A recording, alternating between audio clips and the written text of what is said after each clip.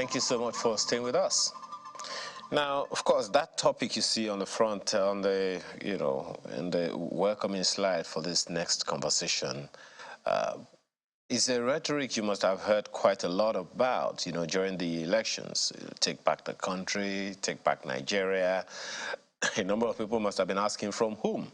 Well, the president has said it himself that he's going to do everything he can to take Nigeria back from vested interests, aka saboteurs. Now, of course, when he was sworn in May this month, many expected little would change.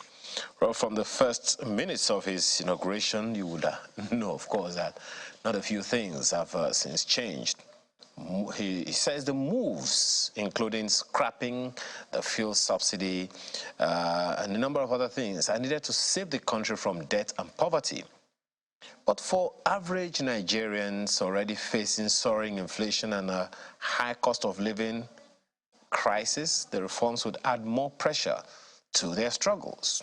Don't also forget that there's been limitless talk or countless talk about oil theft, about endemic corruption in various facets of the Nigerian life, in various ministries, departments, and agencies. Rhetorics about, okay, this is what we're going to do, and then nothing gets done. Who are the people involved in all of this? We spoke earlier about what's been happening in the southeast, and that the police has moved in, and a number of security agencies are ensuring that the so-called sit-at-home, which has cost the region, according to the Deputy Speaker of the Senate, of the House of Representatives, up to 4 trillion naira in the past 4 years, all these things need to stop. Some vested interests, you might say. But then, let's have this conversation this morning. What are the issues around taking back Nigeria from saboteurs or vested interests, as the president has said it? Let's have this conversation this morning with 3 men joining us on the panel. Professor Victor Ariole is Professor of Economics and Chairman of Board, Human Resources Development Center of the University of Lagos. He joins us here in the studio. Thanks for joining us. Yeah, thank you. I'm not Professor of Economics anyway. Okay. If you say Francophone Studies. Okay.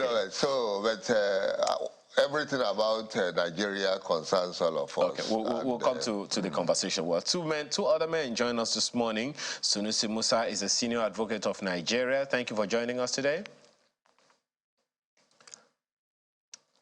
As well as Ezekiel Yaitok, who is founder Nigeria First. Thank you also for joining us today. It's a privilege. Thank you for having us. Okay, good morning. So let me begin with you, Prof.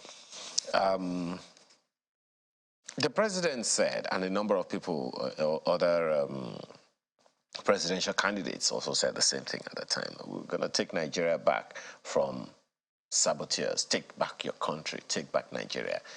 It all sounded like rhetoric at the time. But the president now is saying that he is going to do everything he can to take Nigeria back from saboteurs. What, in your opinion, could he mean by that? Well, thank God we have a president for now who understands what it means to look at Nigeria in a broader perspective.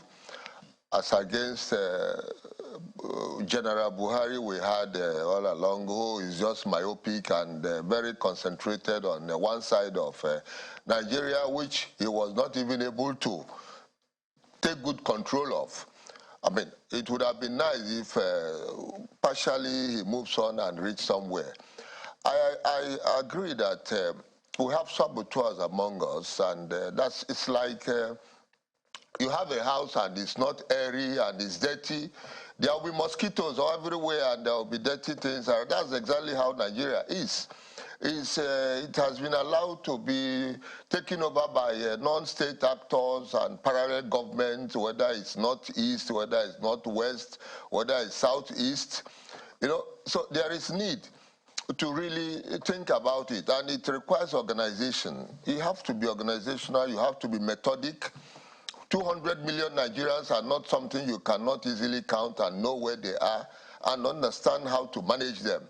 And for sure, having been in this polity and having been a governor before since 1999, And he had understood, within Lagos perspective, he understood what it means to organize and arrange Lagos, for him even to go beyond the normal local government we have in the constitution and establish local development areas.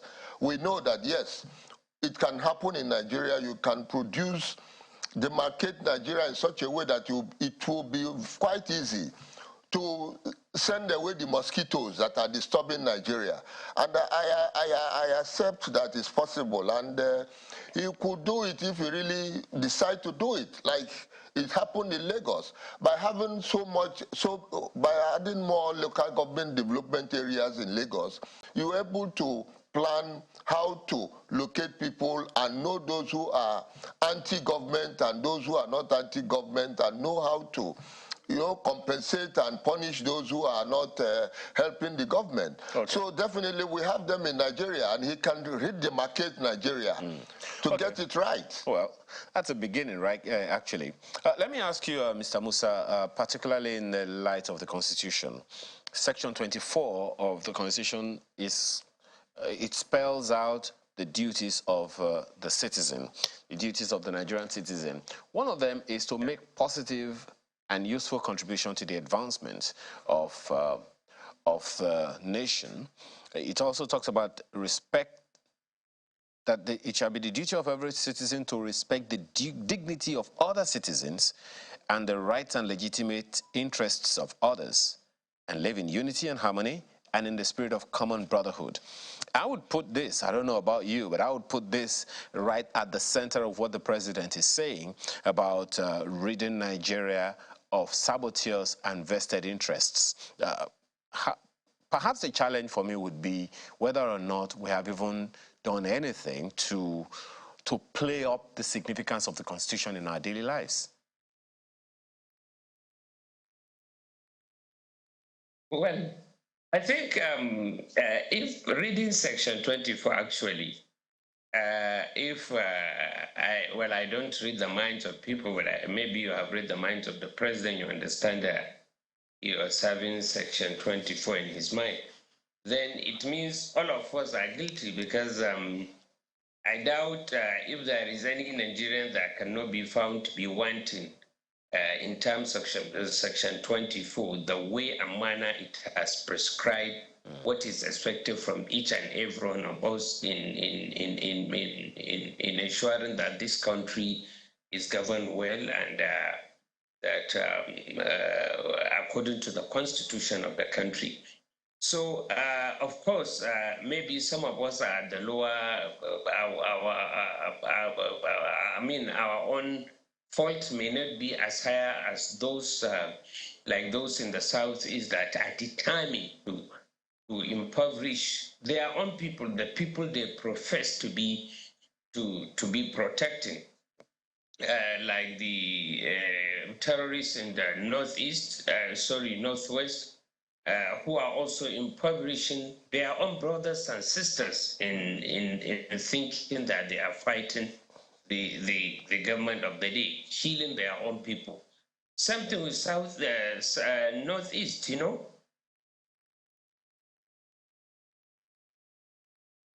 Oh dear.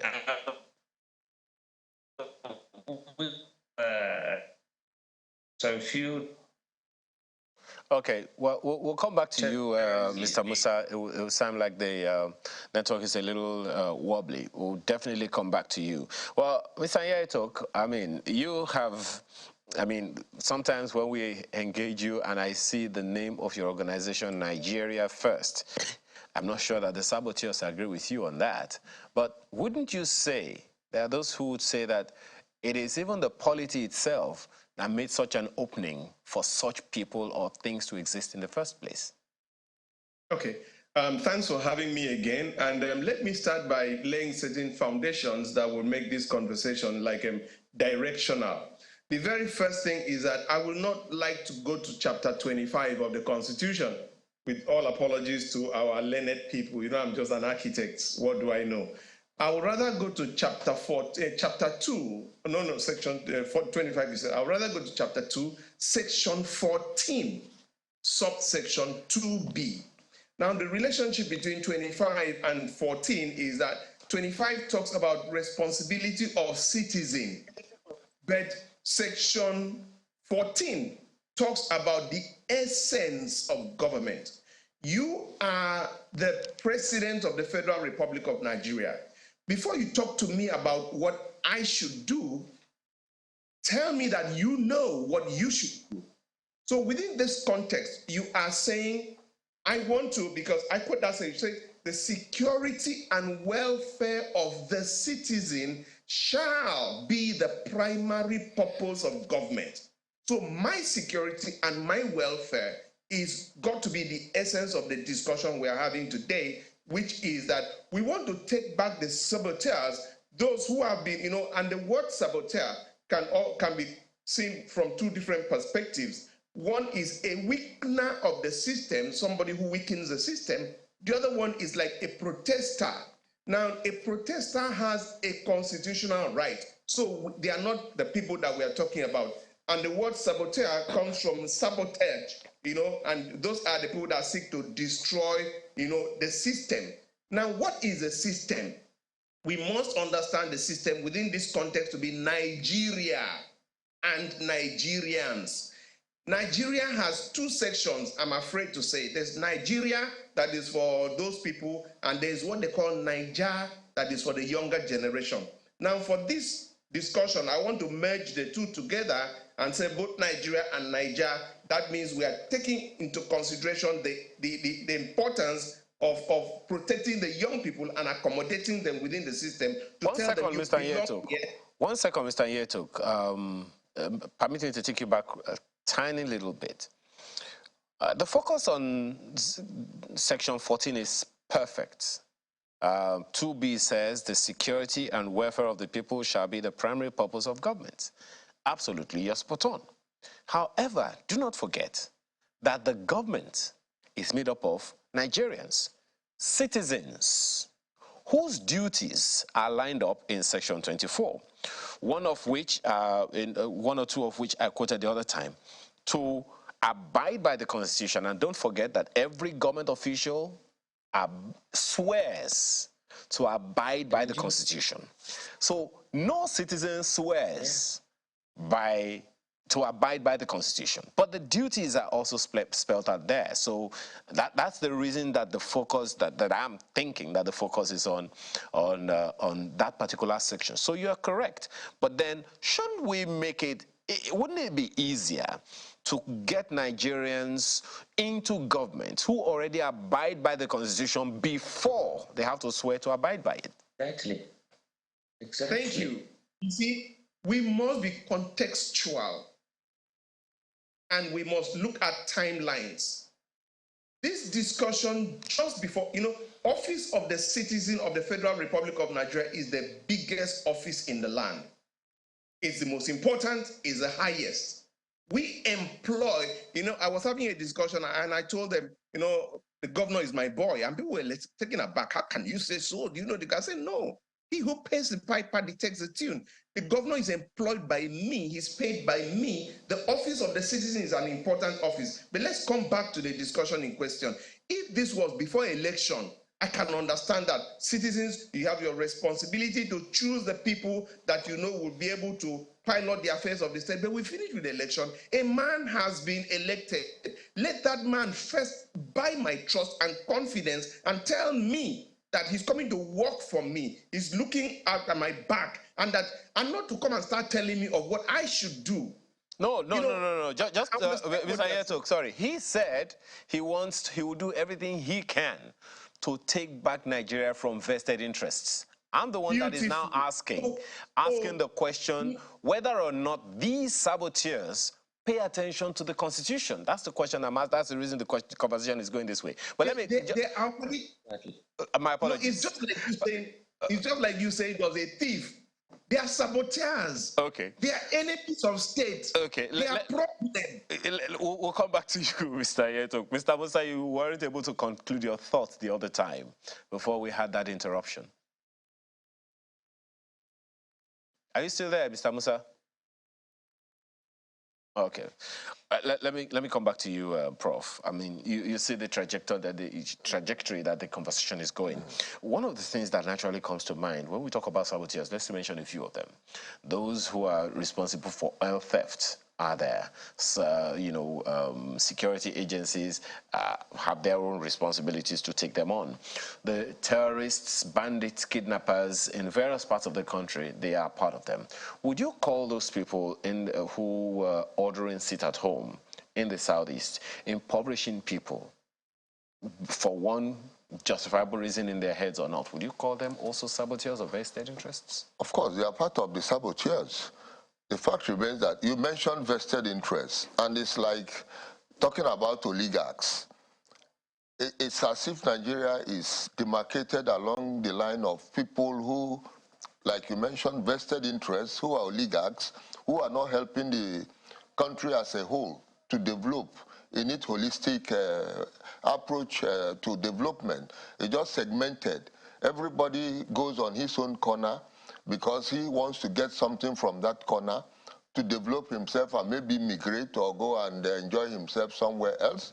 Just we have in Southeast, somebody is somewhere in Finland and trying to tell people to sit at home. Does it make sense? What is he doing there? Who are those people supporting or helping him to keep on giving that momentum to people to sit at home? I mean, it's as if they are more superior than Nigerians or those who are ruling Nigerians. So there is so much so vast. Everywhere in Nigeria we have such people. It's not different from what you see in Congo Democratic Republic. Congo Democratic Republic has been trying to, get those vested interests out of their way. Recently, they have a government that is trying to do that, but it's still not succeeding appropriately. And that's what is happening in Africa. The problem with Africa is that we don't know. Now, we have to organize ourselves. We have to put ourselves right and do what we are supposed to do to own our own country and continent. Owning our own country and continent. Let's stick with our country for a moment. The spirit of patriotism, do you think we have it? Please address that in 30 seconds. Yeah, but you see, patriotism, like I always refer to, you have to compare with other people. For example, it's only in 1947 you started having women and people they call slave voting in France, for example. That means they have been able to demarcate and know those who are responsible and responsive, who can also go to the polls and vote for who will rule them. Now, when you come and agglomerate people who don't even know their left and right, somehow hungry, you haven't even discovered them as citizens first, and then they are voting for you to come to power. Okay. Of course, you pay them 5 naira or 1 naira or whatever, and they just go away. They have their own vested interest in that area. Okay. They pick the 5 naira and go and sleep. Musa, so there's a problem. You're right, sir. Yeah. Well, Mr. Musa, I hope you can hear us and you can be a part of this conversation. So if you can, conclude your thoughts on the other conversation before I take you on a number of other things. You were speaking about Section 24 of the Constitution.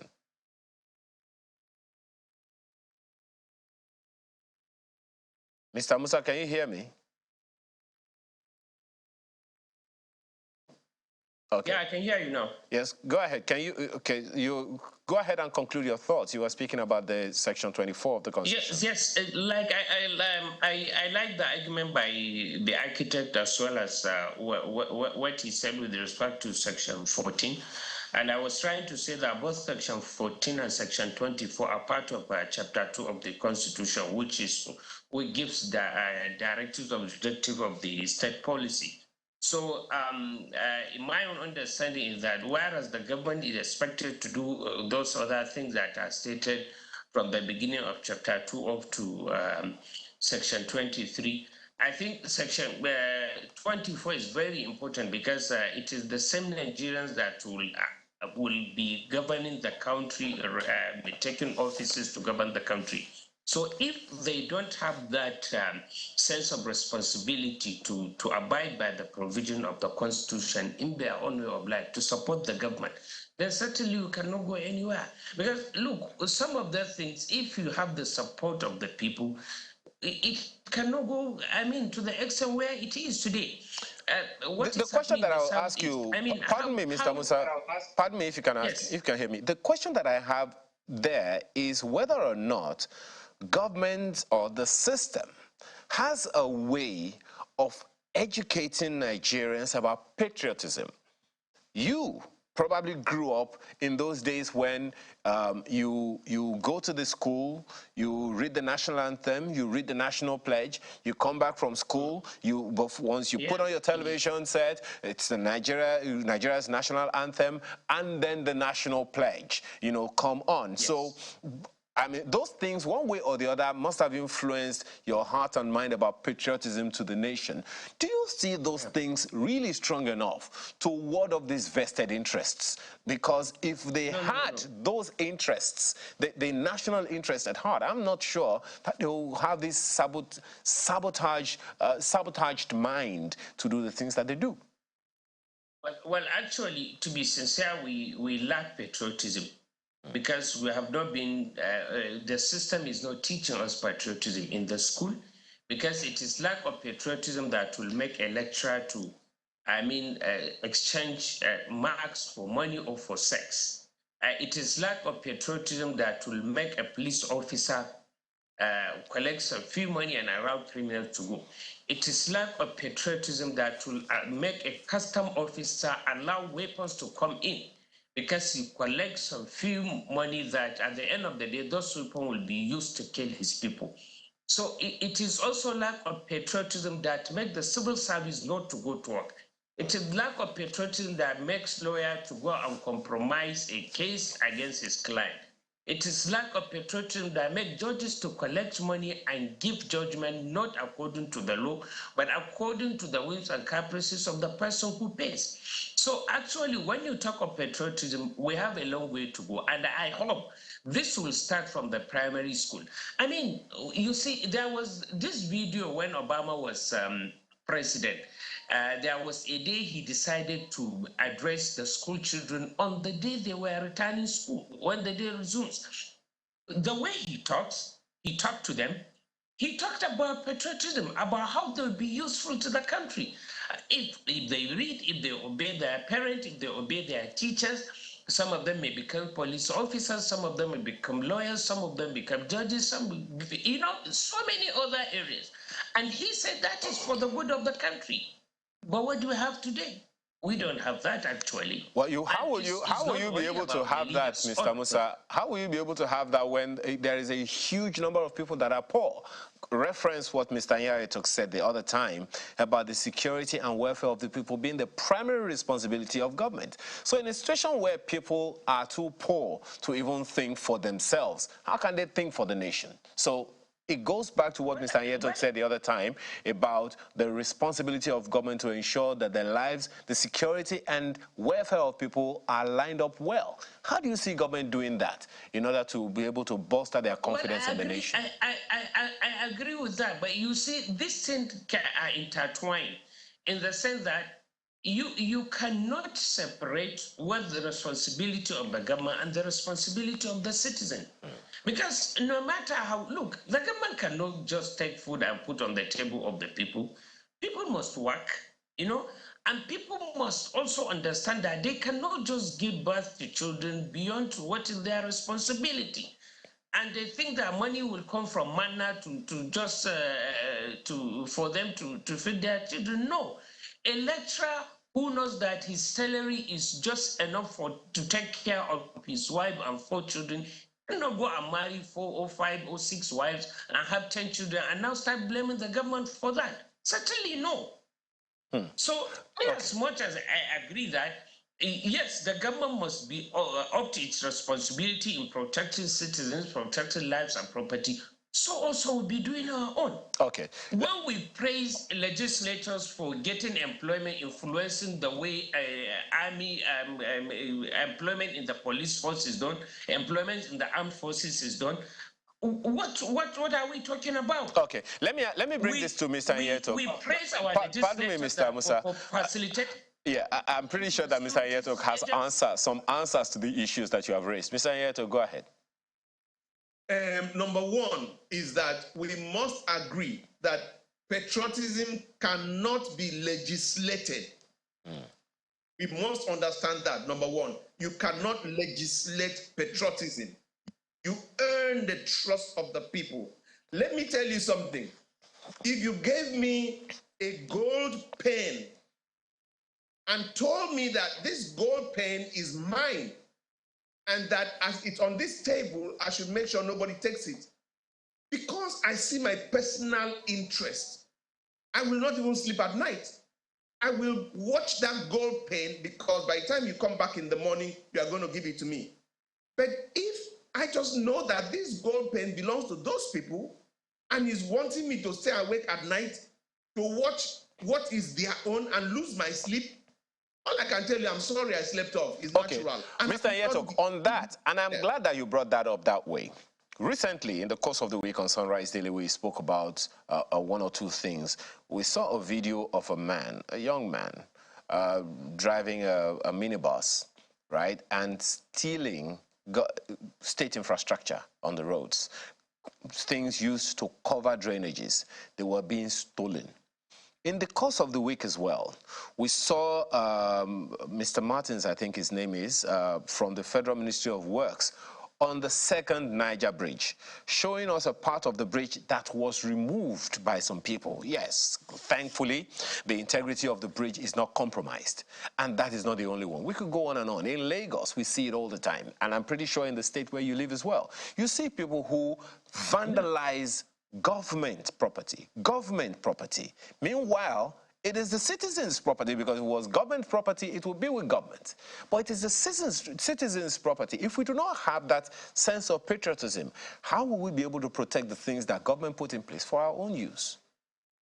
I'll tell you this. I'll give you a live situation. You know, I contested to be the governorship of my state. During the process, I went to, out of the 226 villages, I went to over 2,000 of them. In some, I gathered people from every village to come and tell me the problems of their village. Something happened that just weakened me as an individual. In a particular village, the lady was saying that the borehole is no longer working because the young people went and removed the small pump to go and sell. And when I tried to say, why can't they do that? A lady stood up. He said, sir, you don't know what is going on in this village. Sir, you can go ahead and tell them what you want. These young people are frustrated. They have no food. Why can you not take it to go and sell and get food to eat? Now, I didn't like that.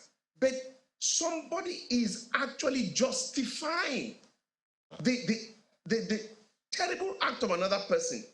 And as much as I hated that, but the fact is that we owe Nigerians to give them the barest minimum and let them know that you have their back.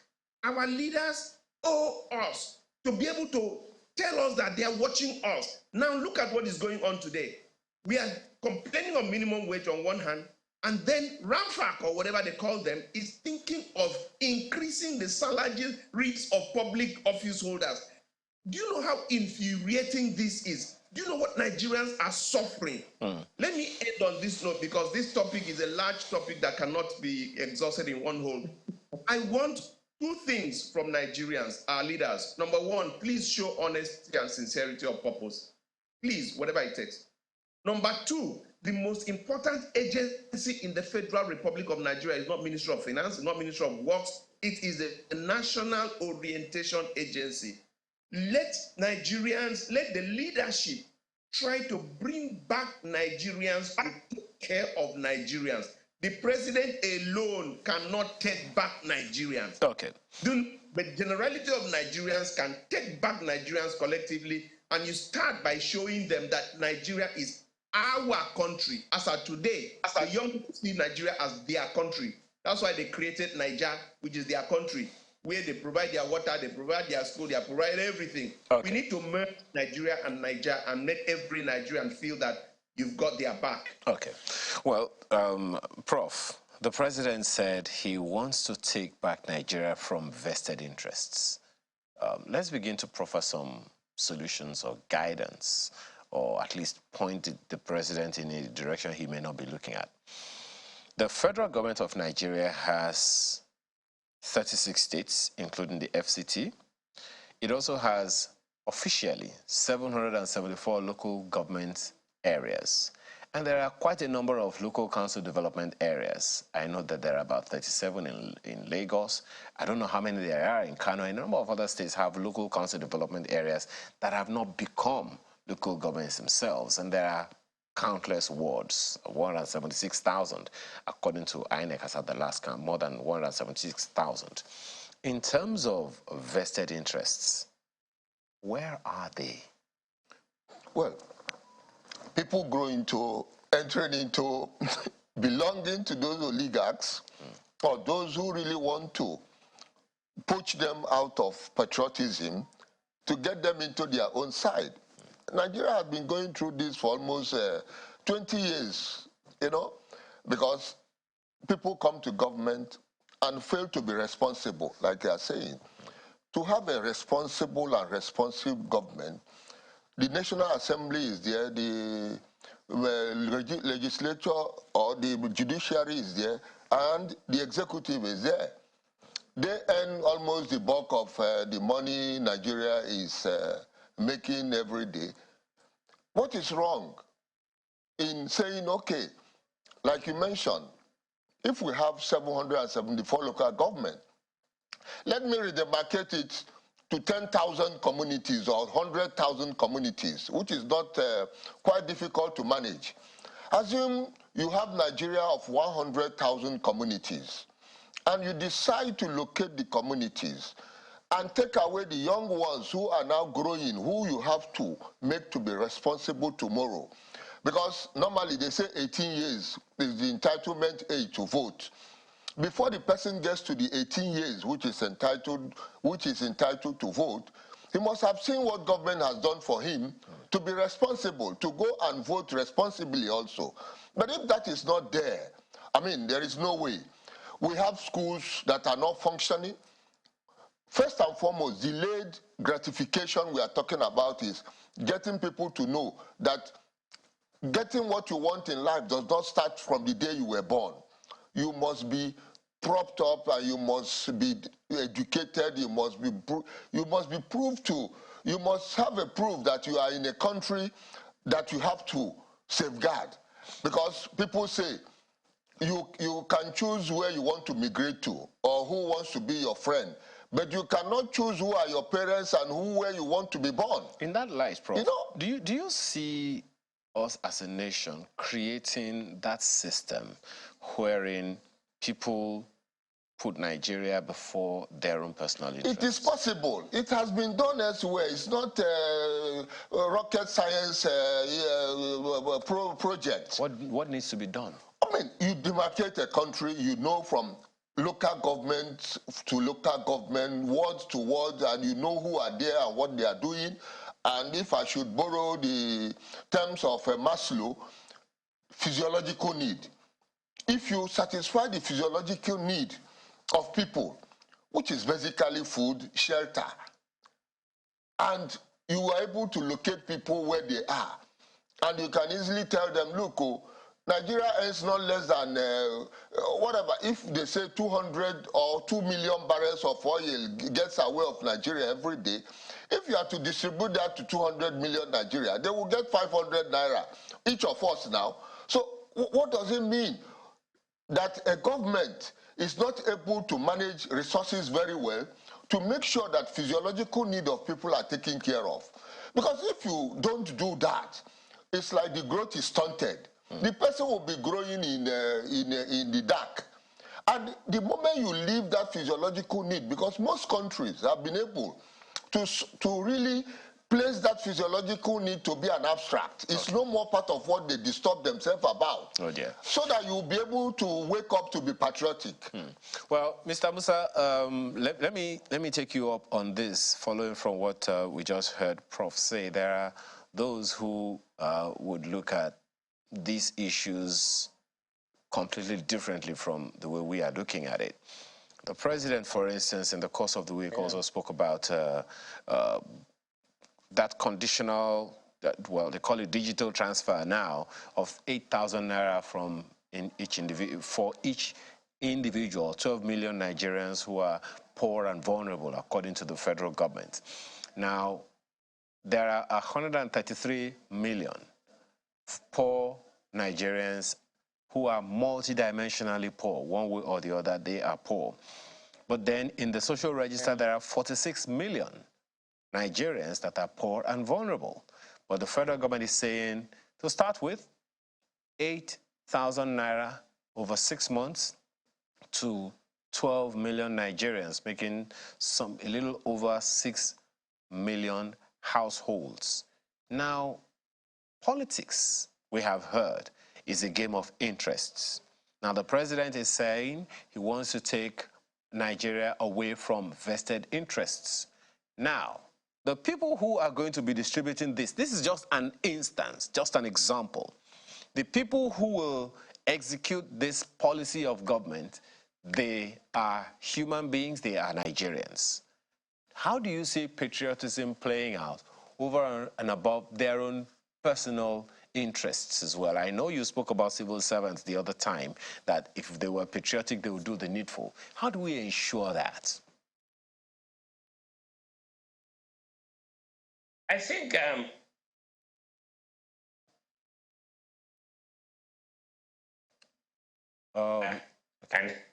how he wants it to be done, and he must have listened to some advice that is making him to come to the conclusion that the 12 million Nigerians are those that are in the need of that. Mind you, we have a ministry that is involved in the issue of the social investment and disaster management. So, and I'm sure the previous government had done a lot of work in conjunction with the state in coming up with those vulnerable Nigerians. And the interesting things about what happened previously, as I know, the government tried as much as can not to put politics, because what it did was, irrespective of who is the governor of the state, the political party of the governor of the state, he was involved in the last 8 years in coming up with those who were to be assisted as vulnerable in the society.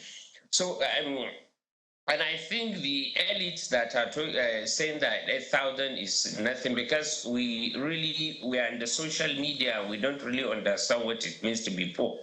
Many, I can assure you, those 12 million Nigerians don't earn 1,000 per month. So it is going to be of great assistance to them in a big way. But I think when we talk about this patriotism, I think we must start seeing the problem from us. I mean, when we have this approach of thinking that we are not the problem, other people are the problem, then we cannot solve it. You see lecturers sitting in the university giving lecture in a hall that has about 2,000 students, castigating the government, saying the government has not done anything for those people. I mean, making them feel that the government has not done anything for them. Well, none of those 2,000 students paid any tuition fee. The place is provided by the government. The teacher that is saying that is being paid by the government to come and teach. So if teachers will start from the point that, yes, the government has done this, the government has done this. Remember that you that gain admission into the university, you are not the only Nigerians. There are about 2 million applied. Only about 100,000 get admitted into the whole universities. It means you are privileged. The government has done a lot for you. So, and the government did that on behalf of the Nigerians. So a lot is expected from you. But the government could have done this. So once we make it in such a way that students and pupils in primary and secondary school will see that, yes, there are things the state has done for them. We should educate people to know that being able to trek from their houses to the school is because the government has provided security. That has been done. The school may not be the way it ought to be, but at least there are things that have been done within the limited resources of the government. I'm not saying that the government there is no corruption in the system, but if we try not to be positive in our thinking, in the way we raise up kids, in the way we teach our students in the universities, we cannot have the system of leadership, the type of government we want. So we must start from there. We must be positive. Lecturers should know that they have a responsibility to instill patriotism in those they teach. Teachers should know that. Parents should know that. When you are driving. Okay, well, okay. My kids, if don't sit at your home in your parlor with your kids. When somebody called you, you said I'm on my way to Lagos while you are sitting with your kids. And then tomorrow you tell them not to tell lies. No, you have taught them how to tell lies. These are all things that if we don't do that, we'll never have a good country for ourselves. Okay. Thank you very much. Well, Mr. Nyaitok, so it would seem like the president has spoken on behalf of the federal government and has said, okay, we're going to take back Nigeria from vested interest. And you made it clear the other time the president cannot do it alone. So I'm going to ask you the same question that I asked Prof. Hare. Where are the vested interests? Where are the saboteurs? I wish you would allow me a minute to chip in on this 500 billion stuff. Do I have your permission? Very quickly, very important. Go ahead. Good. The very first thing is that I want us to consider two scenarios. In 6 months, 8 million Nigerians have been given food to eat, and they have food to eat, and that is it. And after 6 months, God decides what to do with them. Scenario A. Scenario B, I choose to build an enterprise estate in each of the 360 federal constituencies. Each of these estates has 201. Okay. Well, I'm pretty sure that we'll get back to you on that one. But just to be clear, the number of poor and vulnerable Nigerians that are being spoken about is about 12 million. 12 million Nigerians who are poor and vulnerable, making up quite a number of households. That is the assumption there. So, and I hope we'll be able to get you back to respond to that. Statistics correct? Okay, go ahead. Go ahead. Good.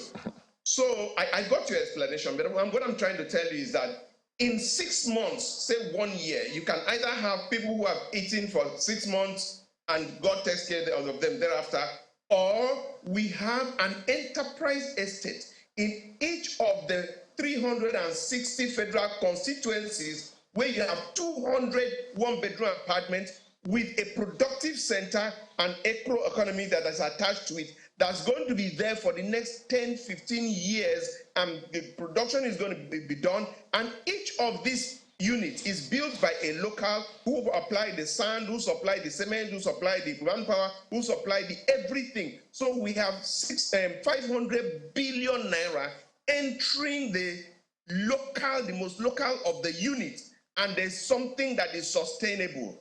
Now, my concern is that we should stop thinking the way we were thinking before, where we carry 500 billion, and at the end of 6 months, we scratch our heads as where we do. It's another subsidy that is a scam that will go nowhere because you can't even tell. The second disadvantage is that my neighbor, whom I'm probably poorer than, is collecting 8,000 every month. And I know I'm poorer than the person, and yet I'm left. So how patriotic am I going to be? The question then is how come your name is not on the register? But anyway. That's the point, because it's not everybody the register has about 40 million as of today, but they're only going to give to about 8 million. 12 million, actually. 12 million. Yes. But you know, yes, it's a conversation opener. Just so you know, we're just starting the conversation, just raising the issues for government to speak to. But go ahead with your final thoughts. I'll end on this. Number one, let the president show us, one, I care. I care about you. Number two, let's work together, because together we are the better for it. First, I care about you. Number two, let's work together. Number three, we know that this cannot go on, but you can see the plan I'm putting. It might be difficult today, but it's going to be better tomorrow. And hope, I think it was Winston Churchill that said, hope is the anchor that stabilizes the soul. Sell us hope by leading by example, and we would have started a journey of having a Nigeria that we all take back together. Mr. Musa, your final thoughts, 30 seconds. Well, I wish the president well. I wish he'll be able to achieve that. The way he has removed the fuel subsidy, which some few people are benefiting from it more than all Nigerians, I hope you have the wisdom to appoint the people that will assist him to transfer that back to the Nigerians so that the hardship can be reduced. And I hope in other areas to be able to take back this country from the terrorists in the southeast, the terrorists in the northwest, and those in the other part of the country, so that we can continue to build a better country for all of us. Prof, the final thoughts. Well, I feel no fewer than 100,000 youth corps are deployed presently or whatever, you know. I feel this could be a step into patriotism by getting them to be mobilized and go into the nook and crannies of Nigeria and maybe help to retract these children or poor people that are to be, you know, to go into the hands of, who are going into the hands of these saboteurs and see how, you know, it could be done. And from there, the money you are to be, you want to share, use this youth corpus as, if you like, compass point. A question you guys didn't know, none of you has answered. Maybe I'll take you all around on that one. Is that these saboteurs that I think the president is talking about, they are the ones responsible for oil thefts. They are the ones responsible for humongous things that ordinary Nigerians, poor ordinary Nigerians, may not be able to muster courage to take on themselves. So that's why I'm asking, where are these vested interests? Yeah, but we know people have shown us, you know, like the recent one that happened in Niger Delta, somewhere there, with this big oil trade, whatever. And the man said he called the boss. And the boss said you should leave the place. The boss, for sure, is not a ghost. It's a human being. And it can only be the government that has the power, the military, the force, to go after this boss.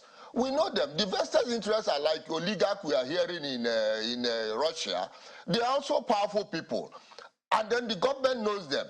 For example, you're sure the government knows them? Of course, government knows them. People know that the government knows them. It's not that the government is not capable. That's all. Mr. Nyeto, do you agree that the government knows these saboteurs? Mr. Nyeto, okay, maybe you're on mute. Yes, read my lips. They know all of them. Okay. Government knows the terrorists, knows those who are into bunkering. They know those into pipeline vandalization. They know the people, they know the bankers that know the bank accounts of these people that cannot be explained. Government knows them. Okay. If our president wants to take care of them, let him just do what El Rufai did when he wanted to sanitize Abuja. Take care of 1, 2, 3, and then the others will run away. Mr. Musa, do you agree that the federal government is aware of who these vested interests and saboteurs are? If the federal government is not aware, the president couldn't have said that he's going to take Nigeria back from them. Of course, it's because he's aware of them, but then fighting them has to be systematic. You know, I always want people to remember when Buhari came, he declared this man wanted. And we know what happened within that time when the militant went after the pipeline. So Nigeria nearly collapsed. So he had to stay back and engage him in some form of dialogue. So it is not easy actually, because the saboteurs, some of them, unfortunately, the poor people are seeing them as their saviors because they give them crumbs from what they get. Okay. So the government must be systematic. It cannot just take up all of them at the same time. Oh, yeah. But I pray that God give him the wisdom to do what is right within the time, so that we can be able to check some of them and bring back patriotism among the country citizens, so that they can help. So that we cannot have a situation like what happened in Haiti, when the government wanted to arrest a drug baron. You know, the poor people came to protect him. They say, oh dear. Well, gentlemen, we have to thank you so much for this, for being a part of the conversation this morning. At the end of the day, because all of it. Okay. All right, thank you so much for being here. Sunusi Musa is a senior advocate of Nigeria. Thank you so much for your time and your thoughts. We've also had Ezekiel Nyaetok, founder, Nigeria First. Thank you so much, gentlemen, as well as, of course, Professor Victor Arele, who is a professor of French and Francophone studies. Thank you so much for being here this morning. Thank you. Sunrise returns after this short break. We'll be right back.